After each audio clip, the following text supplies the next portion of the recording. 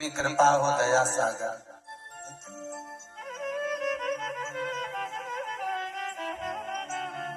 एक दुनिया की सबसे ताकतवर चीज,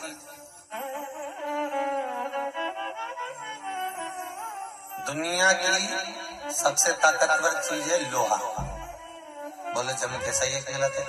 उसी की तलवार, उसी की बंदूक, उसी की गुप्ती, फावड़ा, कुदाली, काटने के औजार, सब। दुनिया की सबसे ताकतवर चीज है लोहा, पर लोहे से भी ताकतवर है अग्नि। जो अग्नि लोहे को भी पिघला देती है,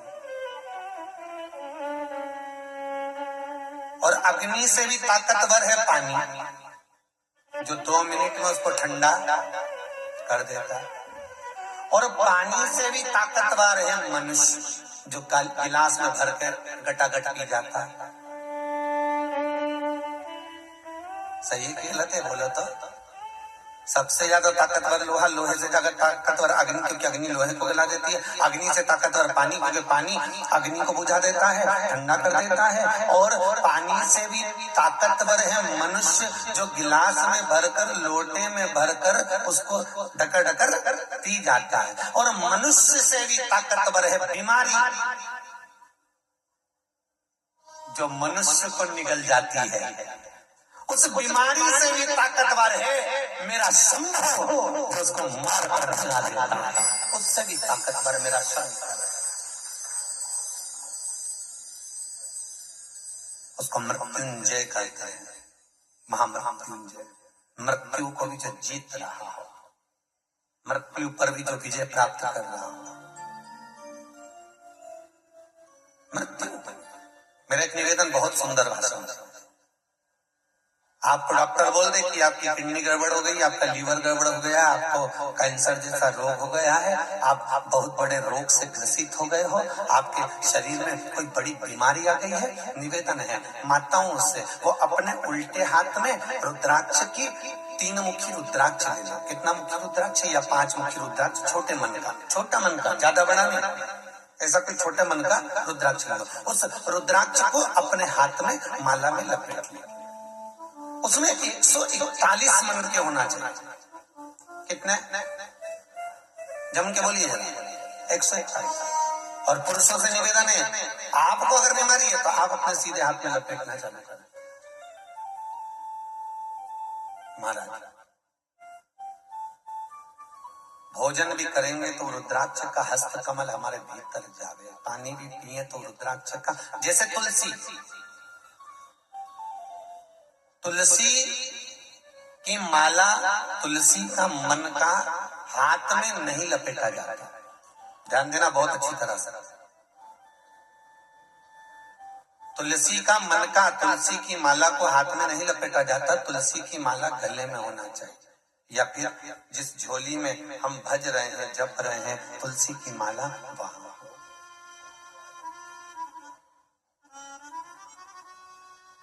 क्यों? तुलसी अगर गले में रहेगी, हम पहने रहेंगे, रोज हम गंगा नहाने नहीं जा सकते, सरयू, यमुना, मंदाकिनी, नर्मदा नहाने नहीं जा सकते, तो जो हम बाथरूम में भी स्नान करेंगे, वॉशरूम में भी जाएंगे, और अगर बाल्टी में से 1 लोटा डब्बा, 1 पानी लेकर हमने अपने शरीर पर डाला, तो वो तुलसी पर लगकर जब शरीर पर आएगा तो सारी नदियों के स्नान का पुण्य इस मनुष्य देह को अपने आप मिल जाएगा। इसलिए तुलसी गले में हो।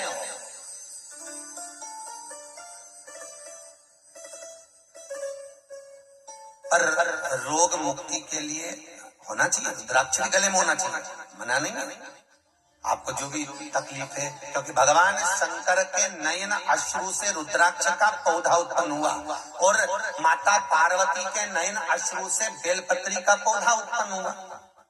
दोनों ही विशेष, दोनों ही श्रेष्ठ। रुद्राक्ष का वृक्ष और तुलसी का पौधा, दोनों ही श्रेष्ठ। पर शास्त्र कह रहा है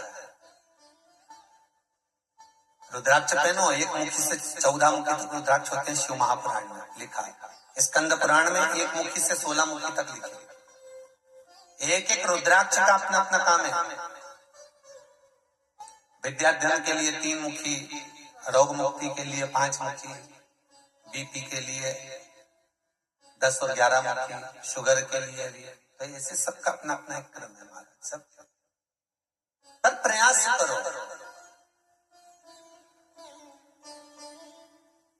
अब एक नया प्रसंग लोगों के मन में आ जाता है कभी कभी, महाराज जी क्या स्त्री शंकर भगवान का पूजन कर सकती है?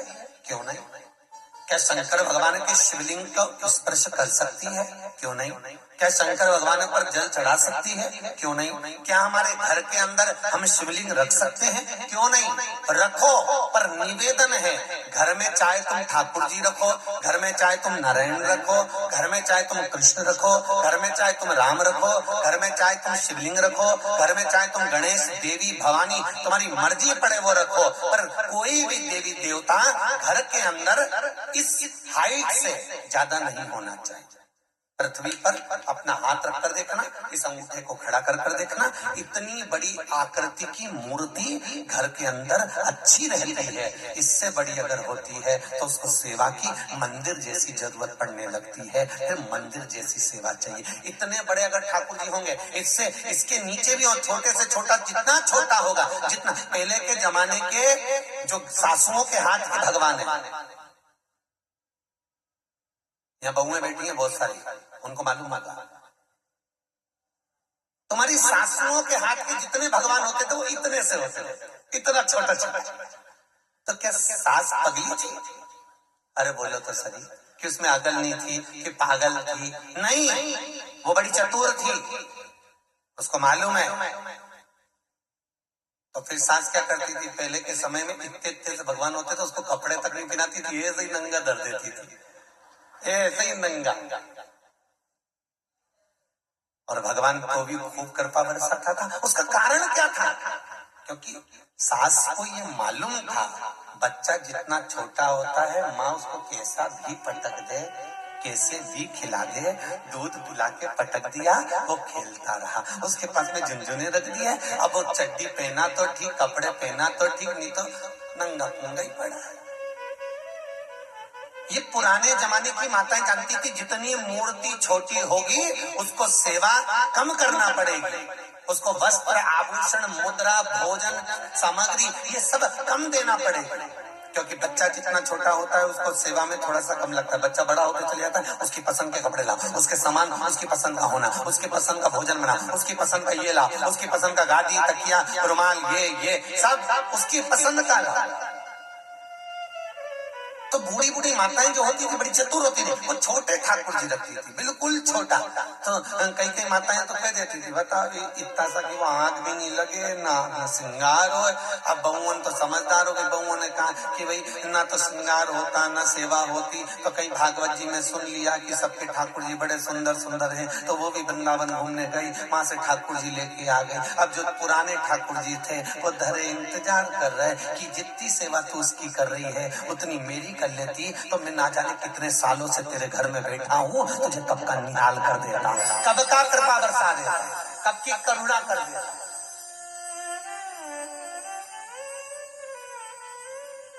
और दिक्कत तो इतनी सी है नहीं, सास की चीजें अच्छी कहाँ लगे, सास की नसीहत किसी को अच्छी नहीं लगती पर बसीयत अच्छी लगती।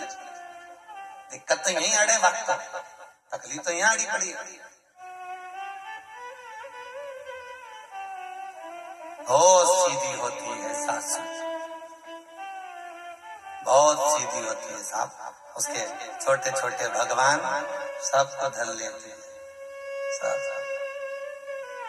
सारा देवता बैठा, एक भी कपड़ा नहीं पहना, इतनी सी शक्कर लेके आती, सबका मुंडा मुंडा लगा देती।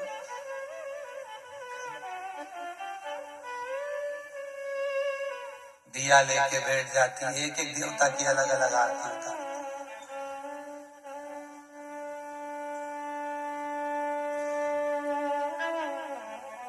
एक एक देवता, फोटो में राम जी, हनुमान जी, लक्ष्मण जी, तो उनको भी देख देख के उतारेगी, राम जी की अलग,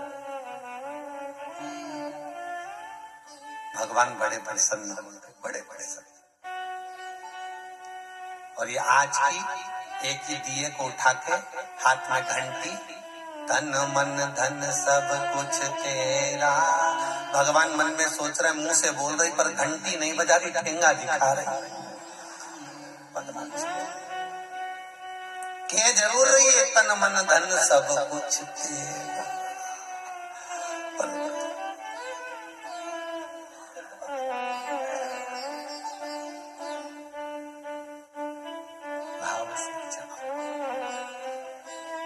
जितना छोटा, मना नहीं है, खूब सेवा करो, पर जितनी छोटी प्रतिमा घर के अंदर होगी उतना सुख होगा।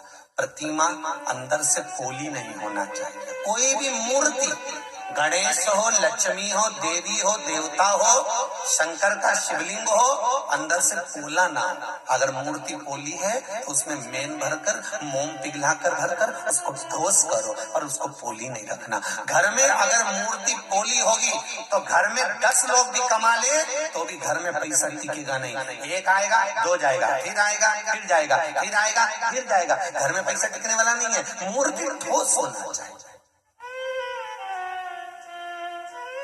मूर्त में ठोस।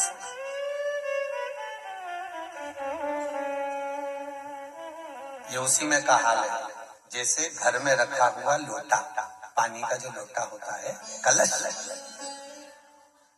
अगर खाली कलश आपने अलमारी पर रखा है तो उसमें कुछ ना कुछ होना चाहिए। सीधा रखा है, इसलिए हमारे यहाँ कलश को, पहले की माताओं को देखा होगा, जब मटका होता था पानी का, जब ठंड आ जाती थी तो उस मटके को छत पर या कहीं पर भी ले जाके उल्टा रखती थी, सीधा नहीं।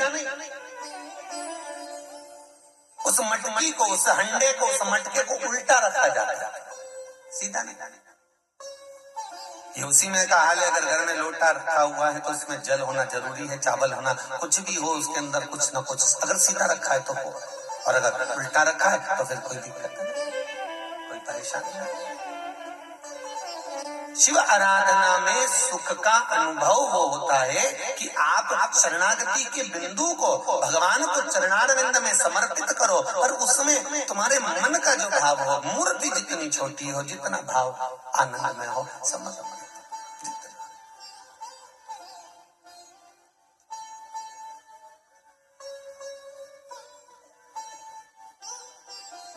ब्रज में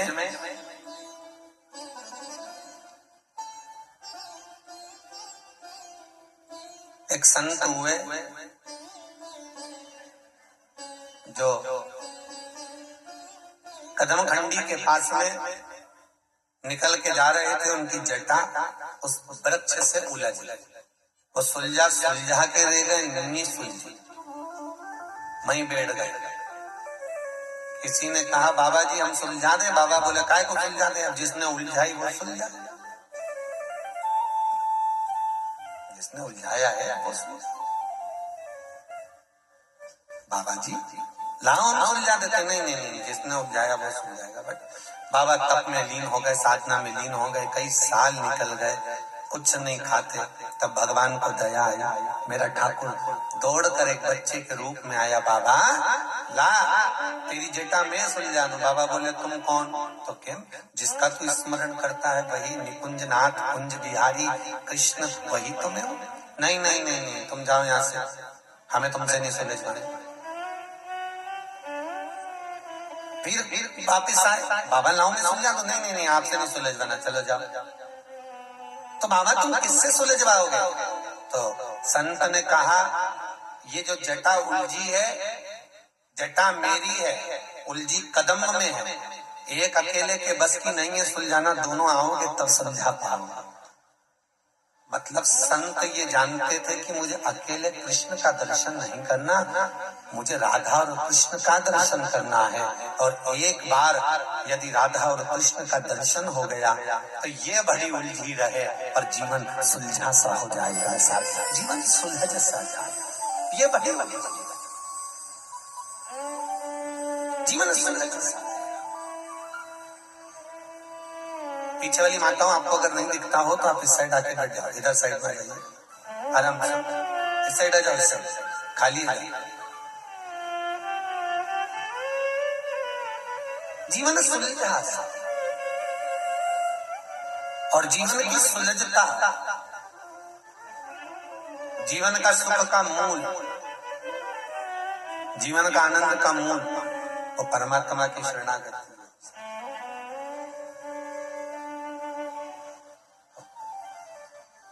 महाराज करो सेवा, लोगों के मन की भ्रांतियों को निकालिए। शिव की आराधना कर सकते हो, शंकर की पूजन कर सकते हो, शंकर पे जल चढ़ा सकते हो, शंकर का स्मरण कर सकते हो। वो करो, दिल से करो, शिव मिलेगा, शंकर मिलेगा, जरूर मिलेगा। और कल वाला भजन याद कर लो, भोला नहीं है तू भजन करो भोला मिलेगा, वो दूर नहीं है, मिलेगा। उज्जैनी नगरी में एक राजा चंद्रसेन रहते थे और वो राजा चंद्रसेन भगवान शंकर के भजन में डूबने वाले, शिव का स्मरण करने वाले, शंकर के नाम का स्मरण करने वाले, मस्ती में डूबे। अब इतना शिव का भजन करते कि एक दिन उनकी जो मित्रता है शंकर भगवान के गण मणिभद्र से, जो शिव जी के गण है, मूल गण, उनसे। अच्छा बहुत ध्यान देना, भगवान विष्णु का भजन किया आपने, प्राण छूटते समय भगवान विष्णु के पार्षद आएंगे आपको ले, ठीक है। भगवान कृष्ण का भजन किया आपने, मरते समय भगवान कृष्ण के पार्षद आएंगे आपको लेने। देवी का भजन किया आपने, मरते समय 64 योगिनी आएंगी आपको लेने। आप जिसका भजन कर रहे हो वो अपने अपने गणों को, अपने अपने दूतों को भेज देते हैं मरते समय आपको लेने के लिए। पर दुनिया में केवल एक देव अधिदेव महादेव एक ऐसे होते हैं, जब अपने भगत के प्राण छूटते हैं शंकर कभी अपने गणों को नहीं